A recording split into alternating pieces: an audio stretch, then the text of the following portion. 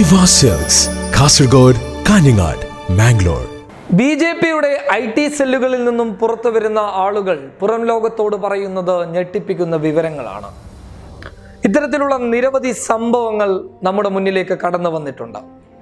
ധ്രുവരതി അദ്ദേഹത്തിൻ്റെ ബ്ലോഗിൽ ഇങ്ങനെ നേരത്തെ ബി.ജെ.പിയുടെ IT സെല്ലിൽ ഉണ്ടായിരുന്ന ഒരു വ്യക്തിയുമായി അഭിമുഖം നടത്തുകയും അതുമായി ബന്ധപ്പെട്ടിട്ടുള്ള വിവരങ്ങളൊക്കെ പുറത്തു പറഞ്ഞപ്പോൾ എന്താണ് ബി.ജെ.പിയുടെ IT സെൽ എന്നുള്ളതിൻ്റെ നേർസാക്ഷ്യം നമ്മൾ മനസ്സിലാക്കിയതാണ്.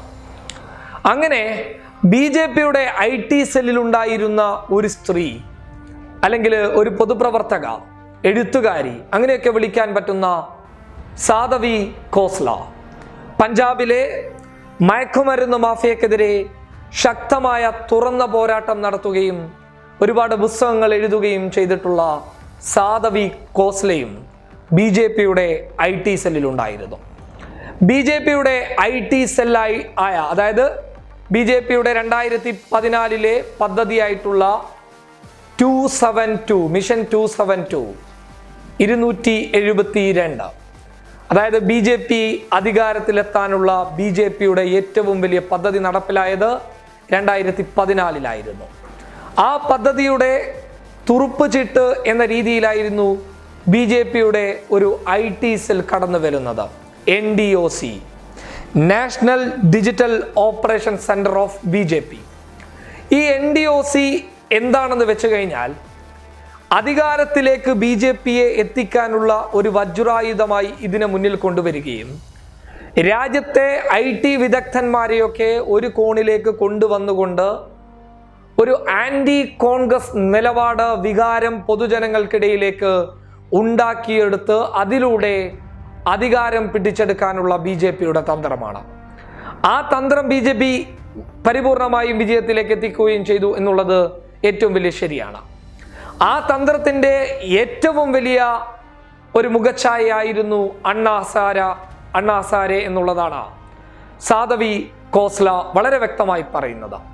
അണ്ണാ ഹസാരെയുടെ സമരത്തിന് പിന്നിലുണ്ടായിരുന്നത് RSSന്റെ ഗൂഢാലോചനയാണെന്നും അജിത് ഡോവൽ അടങ്ങുന്ന ആളുകൾ അതിന് നേതൃത്വം വഹിച്ചു എന്നുള്ളതാണ് സാധവി ഖോസ്ല മലയാളിയായിട്ടുള്ള ഒരു മാധ്യമ പ്രവർത്തകന് നൽകിയ അഭിമുഖത്തിൽ വളരെ വ്യക്തമായി പറയുന്നുള്ളത്. നമുക്ക് ആ അഭിമുഖത്തിലെ ചില ഭാഗങ്ങളിലേക്ക് കടന്നു പോകാം.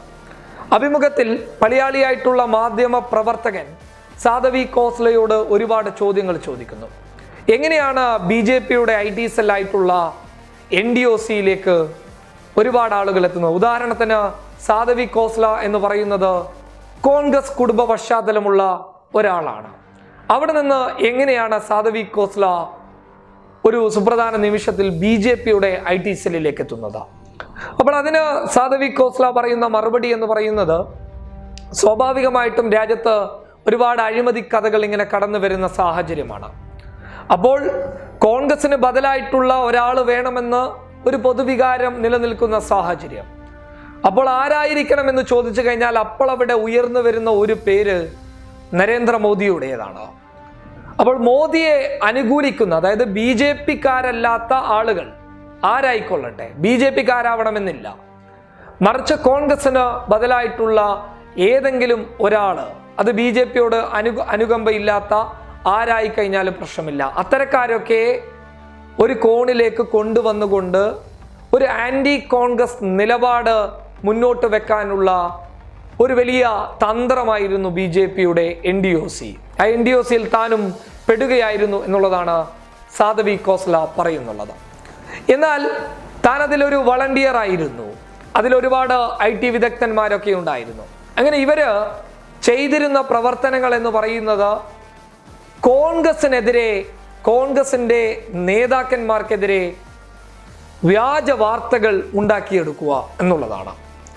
ആ വ്യാജ വാർത്തകൾ എത്രത്തോളം ഷെയർ ചെയ്യപ്പെടാൻ വേണ്ടി സാധിക്കുന്നു, മെസ്സേജായും കുറിപ്പുകളായും വാട്സപ്പ് ഇമേജുകളായും അല്ലെങ്കിൽ ഈ ഓൺലൈൻ സൈറ്റുകളിൽ വരുന്നുള്ള ഇമേജുകളായിട്ടും എത്രത്തോളം ചെയ്യപ്പെടാൻ വേണ്ടി സാധിക്കുന്നുവോ അത്രത്തോളം അത് ഷെയർ ചെയ്യാനുള്ള ഒരു ഒരുക്കമായിരുന്നു ഈ NDOC നടത്തിയിരുന്നത്.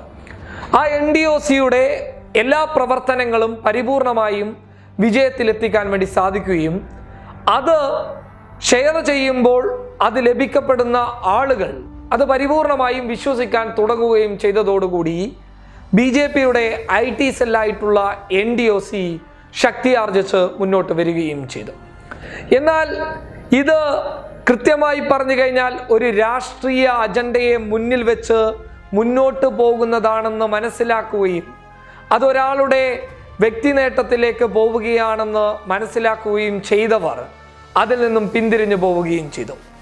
അത്തരക്കാരെ ജിഹാദികളാണെന്നും അവർ ലക്ഷ്യമിടുന്നത് വേറെന്തൊക്കെയോ പ്രവർത്തനങ്ങളാണെന്നും പറഞ്ഞ് അവരെ വേട്ടയാടപ്പെടാൻ വേണ്ടിയിട്ട് ഒരു സംഘത്തെ തന്നെ ഈ NDOC എന്ന് പറയുന്ന IT സെൽ നിയോഗിക്കുകയും ചെയ്തു എന്നുള്ളതാണ് സാധവി ഖോസ്ലയുടെ ആഭിമുഖത്തിൽ നിന്നും വ്യക്തമായിട്ടുള്ളത്.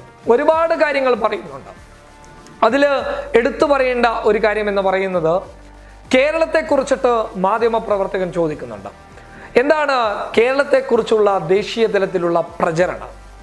അപ്പോൾ അതിനും ഒരു ഉത്തരം സാധവി ഖോസ്ല പറയുന്നുണ്ട്. സാധവി ഖോസ്ല പറയുന്നത്, ഞാൻ പശ്ചിമ ബംഗാളോ കേരളമോ ഇതുവരെ സന്ദർശിച്ചിട്ടില്ല. പക്ഷേ കേരളത്തെക്കുറിച്ചിട്ട് ഇവിടെ നിലനിൽക്കുന്ന ഒരു വികാരം, അല്ലെങ്കിൽ ഇവിടുത്തെ ആളുകൾക്കിടയിലേക്ക് ഇത്തരം IT സെല്ലുകൾ കൊണ്ടുവന്ന ഒരു വികാരം എന്ന് പറയുന്നത് കേരളത്തിൽ വലിയ തോതിൽ മതപരിവർത്തനം നടക്കുന്നുണ്ട് എന്നുള്ളതാണ്. കേരളത്തിൽ മതപരിവർത്തനം നടക്കുന്നുണ്ട്. ആ മതപരിവർത്തനത്തിന് മാറി വരുന്ന സർക്കാർ കൂട്ടുനിൽക്കുന്നു എന്നുള്ള രീതിയിൽ ഇവിടെ വലിയ പ്രചരണങ്ങൾ നടക്കുകയാണ്. അതിലെടുത്തു പറയുന്ന ഒരുപാട് കാര്യങ്ങളുണ്ട്. രാഷ്ട്രീയ കൊലപാതകങ്ങൾ നടക്കുമ്പോൾ അവിടെ RSSകാർ കൊല്ലപ്പെട്ട് കഴിഞ്ഞാൽ ഹിന്ദുക്കൾക്കെതിരെ കേരളത്തിൽ വലിയ രീതിയിലുള്ള അടിച്ചമർത്തപ്പെടലുകൾ നടക്കപ്പെടുന്നു എന്നുള്ള രീതിയിൽ പ്രചരിപ്പിക്കുന്നു. അങ്ങനെ പ്രചരിപ്പിച്ച് കേരളത്തിൽ ഒരു മതവർഗീയത ഉണ്ടാക്കിയെടുക്കുകയും അത് ഹൈന്ദവർക്കെതിരെയാണെന്നുള്ള ഒരു പൊതുബോധം, ഒരു പൊതുവികാരം ഉത്തരേന്ത്യയിൽ ഉണ്ടാക്കിയെടുക്കാൻ വേണ്ടിയിട്ട് ഇത്തരം IT സെല്ലുകൾക്ക് സാധിച്ചിട്ടുണ്ട് എന്നുള്ളതാണ് സാധവി ഖോസ്ല എന്ന മുൻ BJP IT സെൽ അംഗത്തിന് വെളിപ്പെടുത്താനുണ്ടായിട്ടുള്ളത്.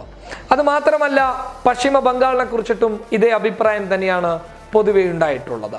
അങ്ങനെ ഒരു ഹൈന്ദവ വികാരം ഉണ്ടാക്കിയെടുക്കുക, ഹിന്ദുക്കൾക്കെതിരെ ഹിന്ദുക്കളെ അടിച്ചമർത്തുന്നു, ഹൈന്ദവരെ ഇല്ലാതാക്കുന്നു എന്നുള്ള രീതിയിൽ വ്യാജ പ്രചരണങ്ങൾ പടച്ചുവിട്ട് ആ വ്യാജ പ്രചരണങ്ങളിലൂടെ വോട്ട് ബാങ്ക് രാഷ്ട്രീയം കളിക്കുന്നതിൻ്റെ യഥാർത്ഥ രൂപമാണ് സാധവി ഖോസ്ല വളരെ വ്യക്തമായി ആ മലയാളിയായിട്ടുള്ള മാധ്യമപ്രവർത്തകന്റെ അഭിമുഖത്തിൽ വ്യക്തമായി പറയുന്നുള്ളത്.